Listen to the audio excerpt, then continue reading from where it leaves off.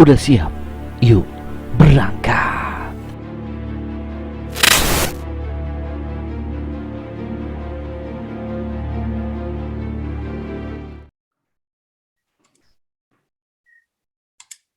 Oke, Assalamualaikum warahmatullahi wabarakatuh. Bapak Ahmad Arif, kami kelompok 1 mohon izin Pak. Bismillahirrahmanirrahim. Assalamualaikum warahmatullahi wabarakatuh. Yang kami hormati Bapak Ahmad Syarif dan rekan-rekan yang berbahagia. Syukur Alhamdulillah kita panjatkan kepada Allah Subhanahu wa Ta'ala yang pada hari ini kita masih bisa diberikan kesempatan untuk berkumpul bersama-sama dalam keadaan sehat walafiat. Sebelum kita mulai, marilah kita ucapkan bersama-sama Bismillahirrahmanirrahim. Izinkan kami kelompok 1 yang terdiri atas Ibu Eni Purwatiningsih, kemudian Nur Hikam Kusumawati, dan juga Ibu Nurul Fadilah. Untuk mempresentasikan makalah yang berjudul penulisan artikel ilmiah, Kepada Ibu Nurul, saya persilakan. Baik, terima kasih. Di makalah hari ini, kelompok kami akan membahas tentang penulisan state of the art, kemudian strategi penulisan ilmiah, lalu tahap-tahap awal penulisan ilmiah. Oke, penulisan state of the art. State of the art ini didefinisikan sebagai tingkatan pengembangan mencakup pada peralatan, prosedur, proses, kemudian teknik, hingga teori yang dicapai pada waktu tertentu dan merupakan hasil dari penerapan metodologi baru. Jadi sebelum kita menulis, kunci yang pertama dan utama untuk mencapai sebuah atau suatu penelitian yang baik adalah kita harus tahu dulu state of the art-nya. Nah, kita harus tahu di manakah posisi penelitian yang terbaru sekarang ini, kemanakah arah tujuan penelitian tersebut, dan tahu di mana posisi kita sehingga dapat mencari celah untuk melakukan penelitian yang berkualitas. State of the art ini memastikan bahwa artikel berisi konten yang baik dengan penjabaran umum dan skematik dari beberapa jurnal terkini dengan metode yang diusulkan. State of the art merupakan bagian yang akan diuji dari artikel ilmiah. Kemudian state of the art juga merupakan fondasi dari sebuah artikel ilmiah, Ibu Bapak. Dengan state of the art ini yang kuat, maka artikel ilmiah akan bernilai tinggi.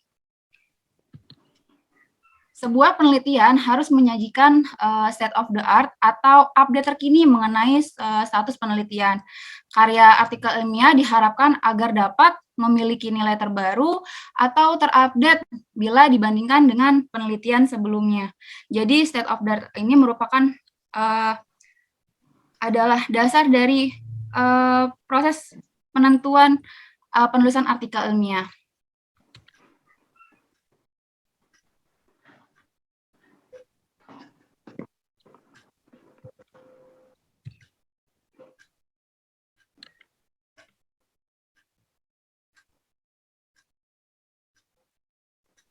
Nah, penentuan untuk state of the art ini dapat didasarkan pada 3 hal.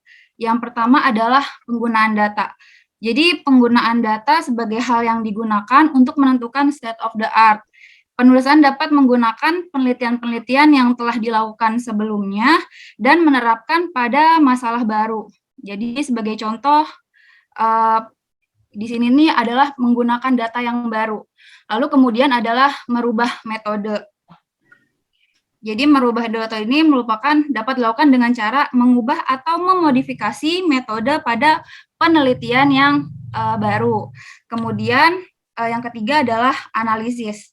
Jadi analisis ini yang di state of the art dapat dilakukan dengan memberikan analisis yang tajam dan berbeda pada suatu penelitian yang telah dilakukan sebelumnya.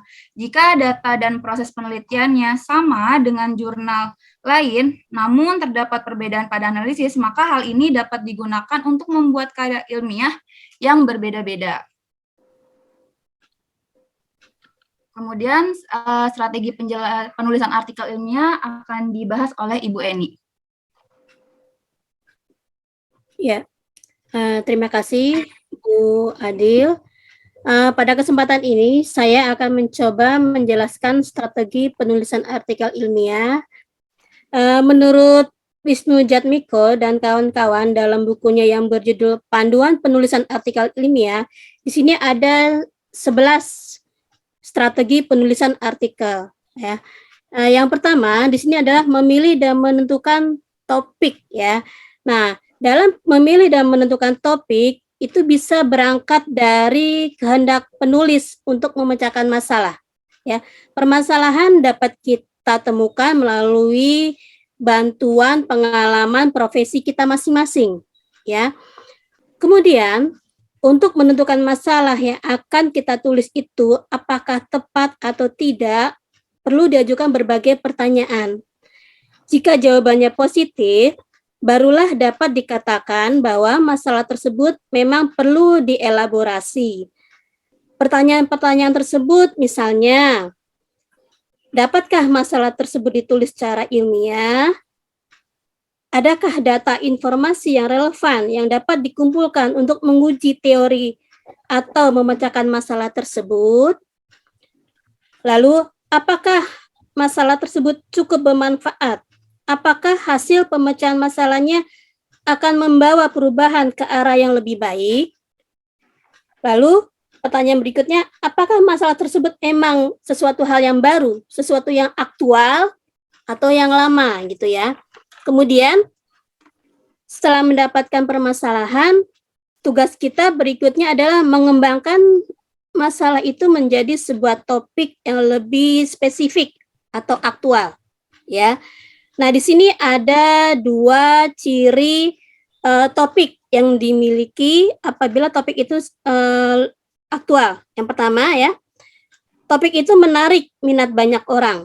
Kedua, memiliki skup yang jelas dan lugas. Nah, ini strategi yang pertama dalam tulisan artikel ilmiah. Kemudian, strategi yang kedua adalah membuat draft proposal riset. Ya, dalam membuat draft proposal riset, ini merupakan rencana penelitian untuk mengatur dan mengarahkan penelitian sebelum melakukan penelitian lebih lanjut.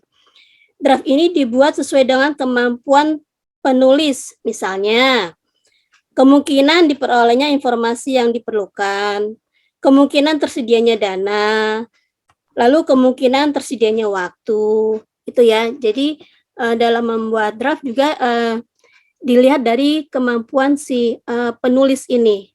Kemudian strategi yang ketiga adalah membaca dan membuat bibliografi. Dalam hal ini dapat dilakukan dengan mengumpulkan informasi yang berhubungan dengan penelitian. Kemudian untuk itu proses membaca dan membuat bibliografi sangat diperlukan. Hal ini akan membantu peneliti untuk menemukan jumlah dan kualitas sumber yang akan kita gunakan ketika kita membuat artikel ilmiah. Kemudian strategi yang keempat adalah melakukan studi literatur. Cara melakukan studi literatur yaitu dengan membaca dan membuat catatan pada jurnal yang sudah dicetak atau dalam bentuk digital. Catatan dapat berupa ringkasan atau memberi tanda pada bagian yang penting yang dapat mendukung kegiatan penelitian yang akan dilakukan. Jadi setelah kita membaca, kita membuat catatan. Ya, ini untuk mengingat ya, karena dikhawatirkan lupa apabila kita tidak membuat catatan. Kemudian strategi yang kelima adalah membuat outliner. Ya, setelah melakukan studi literatur dan menentukan topik yang akan dilakukan, maka penelitian langkah selanjutnya adalah membuat studi outliner atau skema penelitian yang formal. Hal ini berguna untuk mengatur ide dan menentukan target-target lainnya. Nah, itu strategi yang kelima. Kemudian strategi yang keenam adalah melakukan penelitian sesuai rancangan yang telah dibuat.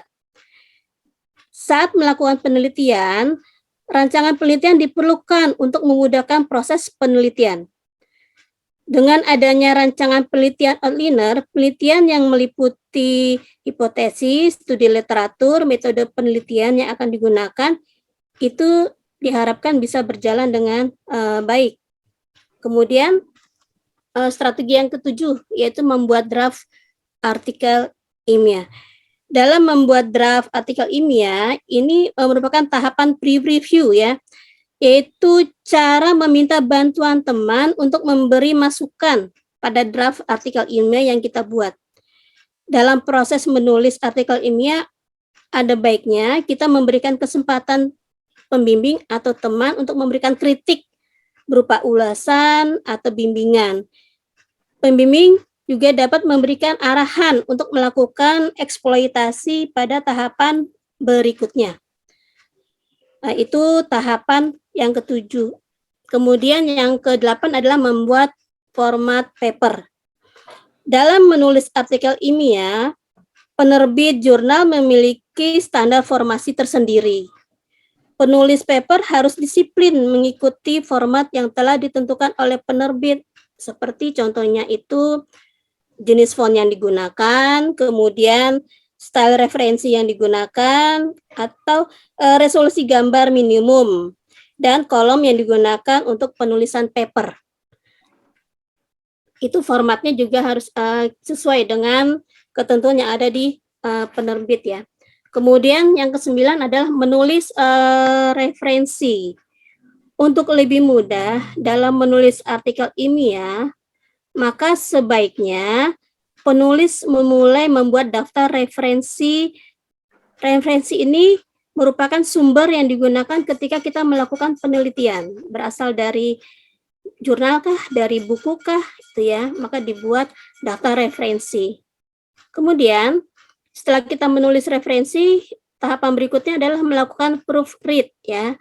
Pada tahap akhir penelitian dan penulisan artikel ilmiah, itu penulis harus memeriksa kembali tulisan yang telah dibuat dan merevisi kesalahan atau kekurangan yang perlu kita perbaiki. Jadi sebelum dipublikasikan kita perlu merevisi dulu ya karya ilmiah yang sudah kita buat. Lalu tahap terakhir pada strategi penulisan artikel ilmiah adalah mempublikasikan artikel ilmiah. Langkah ini adalah menentukan kapan penulis akan menyebarluaskan atau mempublikasikan artikel tersebut. Peneliti harus merencanakan dengan matang batas akhir untuk mempublikasikan artikel ilmiah yang sudah dibuat, sehingga tidak sampai didahului oleh peneliti lain yang memiliki ide sama dalam gagasan yang sudah dibuat. Jadi jangan sampai didahului oleh peneliti yang lain. Nah, ini strategi penulisan artikel ilmiah dari kelompok kami. Untuk selanjutnya adalah tahap-tahap awal penulisan ilmiah, itu yang akan disampaikan oleh Bu Nur Hikam. Silakan Bu Nur Hikam. Oke, terima kasih Bu Eni. Yang selanjutnya adalah tahapan-tahapan awal penulisan artikel menurut leaflet, yaitu brainstorming, yang merupakan langkah awal persiapan dimulainya mengemukakan gagasan. Kemudian yang kedua adalah drafting, yaitu tahap ini menuliskan dan mengembangkan ide gagasan yang diperoleh sebelumnya sehingga menjadi sebuah paragraf. Kemudian revising. Revising ini adalah tahapan ketika penulis mulai merevisi draft-draft yang mencari tahu di mana letak kekurangan tulisan. Kemudian apabila ada tambahan dan kekurangan, disinilah tempatnya kita untuk merevisi. Kemudian editing. Editing ini adalah di mana tahap penekanan pada proses aspek editorial seperti tata bahasa, kemudian ada ejaan, format penulisan, dan tanda baca, serta lain-lain. Yang terakhir adalah publishing. Publishing ini adalah tahap melibatkan proses mempublikasikan karya ilmiah ke suatu jurnal ilmiah yang kita tuju. Kami rasa Pak cukup sekian makalah kami hari ini. Kami mengucapkan terima kasih banyak kepada Bapak Ibu sekalian yang telah memberikan waktu dan kesempatan. Dan kami mohon juga apabila ada kekurangan-kekurangan. Pak Ahmad, mohon maaf, selanjutnya acara tanya jawab ya Pak. Ya, silakan dibuka 2 sesi ya. 1 sesi 3 orang penanya, dipersilahkan. Oke, sekarang adalah acara sesi tanya jawab yang setiap sesi terdiri dari 3 pertanyaan. Kemudian kami juga mohon maaf juga nih Bapak Ibu sekalian, kayak gitu apabila ada kekurangan-kekurangan kami mohon kepada Bapak Ahmad untuk memberikan penjelasan-penjelasan lagi Bapak. Dan juga kepada teman-teman juga mungkin akan memberikan tambahan-tambahan juga. Terima kasih. Sesi pertama saya buka ya. Kira-kira Bapak Ibu sekalian, rekan-rekan sekalian, atau mungkin cukup sekian? Saya Bu. Ya Pak, silakan. Mengenai coba ke slide awal ya yang state of art ini.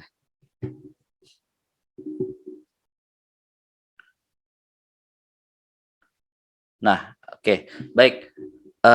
Di sini kan kalau kita bahas tentang state of art kan ini berhubungan dengan tesis kita ya nanti ya, bahwa apa yang kita ajukan, judul ataupun model, minimal itulah judul ya atau temanya yang kita ajukan nanti itu memang harus punya kualifikasi state of art-nya, punya hal yang baru dan sebagainya. Nah, permasalahan saya bagaimana kalau misalnya bahwa judul-judul kita ini masih punya kesamaan ya dengan tema sebelumnya. Nah, kira-kira nih di bagian mana ya? Bagian manakah yang setidaknya perbedaan ya dengan tema yang lain ya, apakah di variabelnya atau di tema utamanya ya, sehingga sebuah tesis itu bisa dikatakan sebagai state of the art ya kan, karena saya yakin pasti namanya penelitian pasti berdasarkan dari penelitian sebelumnya. Nah, seperti itu ya Bu. Terima kasih ya. Terima kasih Pak. Pertanyaan selanjutnya.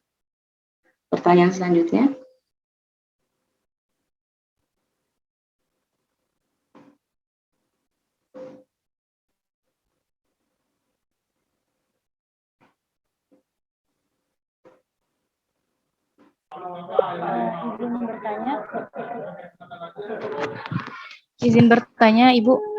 Oh, dengan Ibu Ukti ya? Ya, Oke, singkat saja.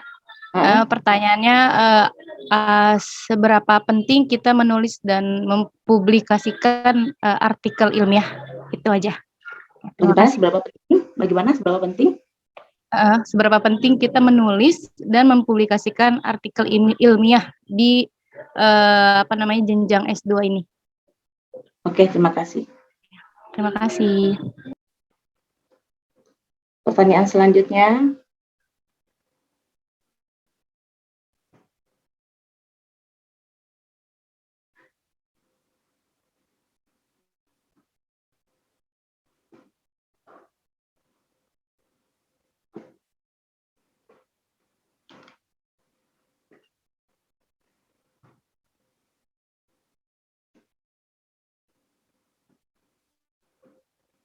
Bagaimana rekan-rekan sekalian? Ada pertanyaan selanjutnya atau ditutup aja? Sudah Bu, cukup kayaknya. Nanti buka lagi. Oke, kalau kayak gitu. Kepada Ibu Eni dan Ibu Adil, untuk pertanyaan pertama, bagaimana judul-judul apabila mempunyai kesamaan? Kemudian kira-kira untuk pembedaannya gimana gitu loh, Bu? Oke, baik Ibu. Sebelumnya saya akan menjawab pertanyaan dari Pak Fajar, bagaimana kalau judul masih memiliki tema sebelumnya, dan bagaimanakah perbedaan dengan tema yang lain, apakah variabel atau temanya sehingga tesis bisa dikatakan state of the art gitu ya Pak? Betul, Bu, betul, betul. Oke. Jadi dalam penentuan state of the art itu kan memiliki kriteria, Pak. Nah, kriterianya itu ada kontribusi, ada orisinalitas, kemudian ada keterbaruan. Nah, sebenarnya di makalah ada Pak, nanti bakal di-share ya Pak. Jadi mau dibahas aja lebih lanjut ya Pak Fajar. Iya, Bu. Oke, untuk memperoleh state of the art ini yang kuat itu terdapat 3 kriteria. Yang pertama itu kontribusi, yaitu untuk mendapatkan dampak positif. Kontribusi itu berarti dampak positif yang dapat diberikan dari penelitian yang telah dilakukan terhadap kemajuan ilmu pengetahuan. Jadi itu untuk dilakukan atau diperlukan survei dan studi terlebih dahulu tentang kecenderungan dari topik penelitian yang akan dilakukan. Jadi dengan melakukan survei dan studi, maka dapat diketahui apa yang dapat dijadikan suatu senjata sehingga penelitian yang dilakukan dapat memberikan banyak manfaat pada masyarakat dan kemajuan ilmu pengetahuan. Kemudian kriteria yang kedua adalah orisinalitas atau penelitian baru. Nah ini, jadi orisinalitas ini adalah keaslian dari penelitian yang dilakukan di mana penelitian belum pernah dilakukan sebelumnya. Nah, kriteria ini merupakan salah satu bentuk spesifik dari kontribusi ilmiah yang mana belum ada penelitian lain yang pernah melakukan hal yang sama sebelumnya. Jadi apabila penelitian yang dilakukan sudah pernah dilakukan sebelumnya, maka orisinalitas ini adalah tahapnya rendah. Jadi penelitian ini tidak memberikan suatu kontribusi baru yang spesifik untuk masyarakat pada umumnya. Kemudian selain itu, si orisinalitas ini dapat diperoleh dengan memanfaatkan perbedaan data. Jadi membedakannya itu dari data, proses, maupun analisis sesuai dengan fokus dari penelitian yang diteliti. Nah, lalu kriteria yang ketiga itu adanya keterbaruan, yaitu keterbaruan ini adalah pengembangan dari ilmiah secara spesifik, menambah pengetahuan secara teoritis maupun praktik dari suatu disiplin ilmu. Jadi pengembangannya itu dilakukan dari merupakan suatu pengembangan yang dapat memperbaiki penelitian yang sudah dilakukan. Seperti itu Pak Fajar. Namun apakah variabel atau tema sehingga apakah variabel atau temanya itu dapat dibedakan? Mungkin Pak Ahmad boleh menjelaskan lebih detailnya mungkin Pak Ahmad.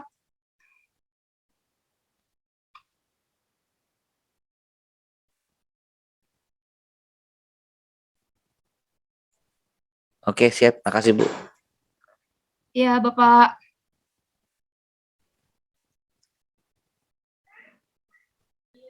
Lanjut ke pertanyaan kedua.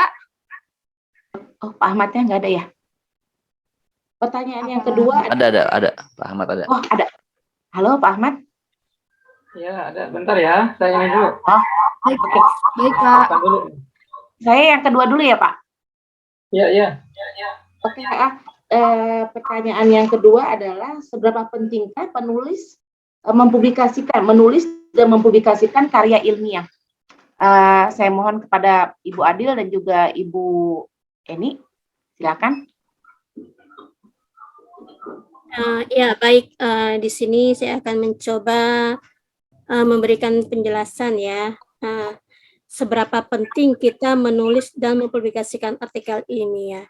Yang pertama, kita perlu mempublikasikan artikel ilmiah ini di sini ini untuk berkontribusi untuk pengembangan ilmu pengetahuan, ya. Tanpa adanya publikasi ilmiah, ilmu pengetahuan tidak akan berkembang. Terlebih kita hidup di zaman yang sekarang ini yang di mana riset sangat maju dan terasa berkembang sangat pesat, ya. Proses pengembangan ilmu pengetahuan diperlukan media untuk menyampaikan informasi-informasi yang dapat digunakan sebagai referensi dasar dalam pengembangan bidang ilmu tertentu. Kemudian publikasi ilmiah ini juga diperlukan untuk memperdalam pemahaman bidang ilmu tertentu, ya. Saat kita menulis artikel ilmiah yang berkaitan dengan bidang ilmu yang kita pilih, diharuskan kita membaca banyak referensi. Kemudian referensi ini bisa dicapai dari berbagai sumber, mulai dari jurnal, buku, artikel, dan sumber yang terpercaya lainnya. Dengan banyaknya sumber yang dibaca, maka wacana di bidang keilmuan itu sangat digali ya dengan cara otomatis ya meningkat seperti itu. Kemudian publikasi ilmiah juga sebagai pembuktian kompetensi dan portofolio. Di sini salah satunya adalah syarat kita untuk lulus dalam jenjang S2 ini adalah kita bisa membuat tesis karya ilmiah, kemudian kita publikasikan seperti itu. Kemudian juga kalau buat yang PNS ya, publikasi ilmiah itu merupakan syarat untuk kenaikan pangkat ya, kenaikan pangkat golongan untuk ke jenjang yang lebih tinggi. Saya rasa itu aja.